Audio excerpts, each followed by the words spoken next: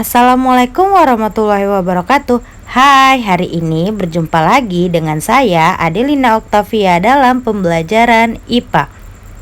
Sebelum kita masuk pada materi selanjutnya mengenai bunyi, kita mengulang kembali. Bunyi merupakan bentuk energi yang dapat didengar oleh indera pendengaran, yaitu telinga. Bunyi dihasilkan oleh benda yang bergetar. Benda yang bergetar tersebutlah yang disebut sebagai sumber bunyi. Materi selanjutnya mengenai bunyi, kita dapat membedakan bunyi berdasarkan frekuensinya. Ada 3 macam. Yang pertama itu ultrasonik, yang kedua infrasonik, dan yang ketiga audiosonik. Ultrasonik yaitu bunyi yang memiliki frekuensi lebih dari 20.000 Hz atau 20.000 getaran per detik. Bunyi dengan frekuensi ini dapat didengar oleh kucing, kelelawar, dan lumba-lumba. Seperti contoh pada berikut.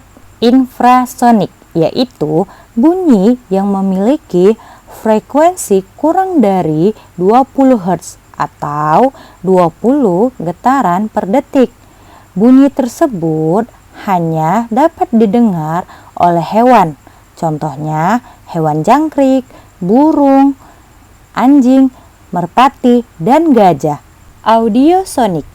Audiosonik yaitu bunyi yang memiliki frekuensi 20 sampai 20.000 Hz atau 20 sampai dengan 20 getaran per detik. Bunyi tersebut dapat didengar oleh telinga manusia.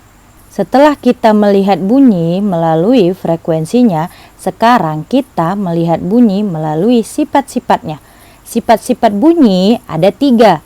Yang pertama itu merambat, yang kedua itu dipantulkan, dan yang ketiga itu dapat diredam. Sifat bunyi yang pertama yaitu merambat, di mana bunyi dapat merambat melalui benda gas, benda padat, dan benda cair.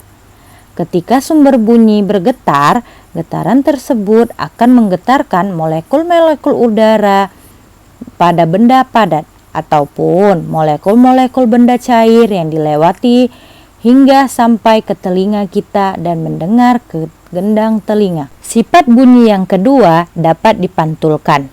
Bunyi dapat memantulkan jika mengenai benda padat dan keras seperti tembok, batu, kayu, besi, seng, dan kaca.